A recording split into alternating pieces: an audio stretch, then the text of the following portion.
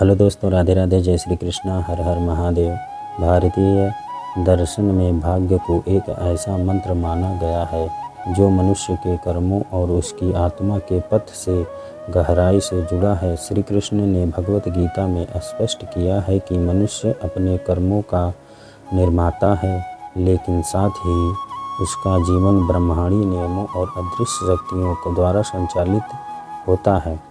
भाग्य की रचना का प्रश्न हमेशा से जिज्ञासा का विषय रहा है। क्या यह जन्म से पहले लिखा जाता है? क्या इसे बदलना संभव है और अधूरे ज्ञान का प्रभाव पड़ता है?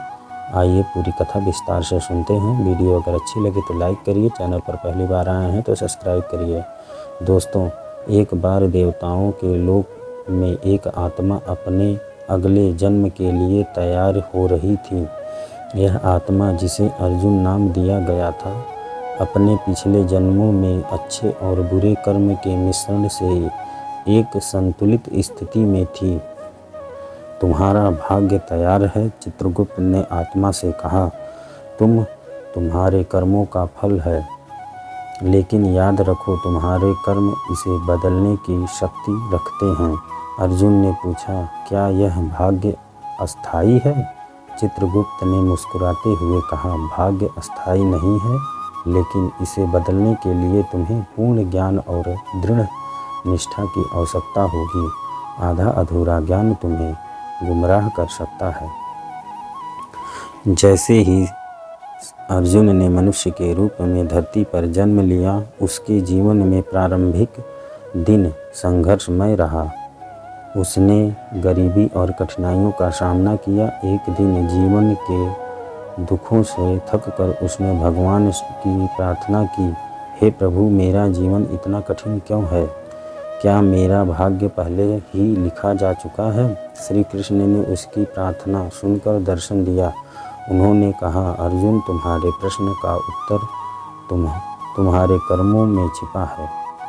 श्री कृष्ण ने अर्जुन को समझाया, जब एक आत्मा जन्म लेती है तब उसका प्रारंभिक भाग्य उसके पिछले जन्मों के कर्मों के आधार पर तैयार होता है। यह भाग्य प्रारंभिक ढांचा है, लेकिन इसे बदलने की शक्ति तुम्हारे वर्तमान कर्मों और ज्ञान में है।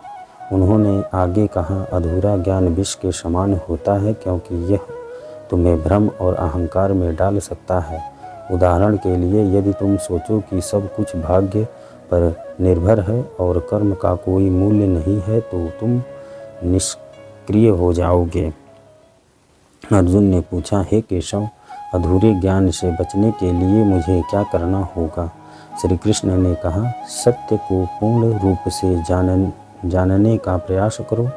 ज्ञान का आधा हिस्सा तुम्हें केवल प्रश्नों और संदेहों में उलझा देगा, लेकिन जब तुम पूर्ण ज्ञान प्राप्त करोगे तो तुम्हें समझ आएगा कि भाग्य और कर्म एक ही सिक्के के दो पहलू हैं।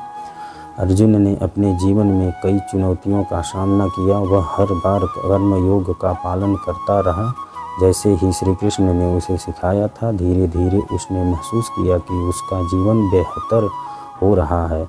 एक दिन उसने श्री कृष्ण से पूछा, क्या यह मेरा भाग्य था या मैंने इसे बदला है? श्री कृष्ण ने मुस्कुराते हुए कहा, यह दोनों का मिश्रण है। भाग्य ने तुम्हें प्रारंभिक परिस्थितियां दी, लेकिन तुम्हारे कर्मों ने तुम्हें उन परिस्थितियों के ऊपर उठने में मदद की। यही कारण है कि तुम ज्ञान के साथ कर्म करना चाहिए। श्री कृष्ण ने अर्जुन को एक कहानी सुनाई। एक व्यक्ति ने सुना कि अगर वह एक विशेष मंत्र का जाप करेगा तो वह अमर हो जाएगा। उसने मंत्र को अधिकांश रूप में समझा और बिना गुरु के मार्गदर्शन के जाप शुरू किया, लेकिन अधूरे ज्ञान के कारण उसके मंत्र का गलत उपयोग किया और उसकी चेतना भ्रमित हो गई। अंततः वह न केवल अमरत्व प्राप्त करके असफल रहा, बल्कि उसने अपना जीवन भी संकट में डाल लिया।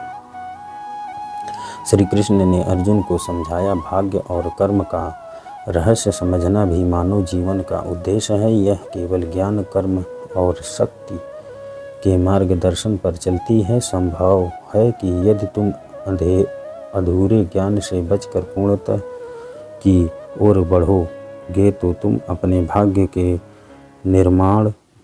निर्माणक बन पाओगे। भाग्य कब लिखा जाता है? आत्मा के जन्म से पहले पिछले कर्मों के आधार पर भाग्य का रूपरेखा तैयार होती है। क्या भाग्य बदला जा सकता है? हाँ, लेकिन इसके लिए कर्म और ज्ञान दोनों आवश्यक है। अधूरा ज्ञान क्यों खतरनाक है? अधूरा ज्ञान भ्रम और अहंकार को जन्म देता है, जिससे व्यक्ति अपने सही मार्ग से भटक सकता है।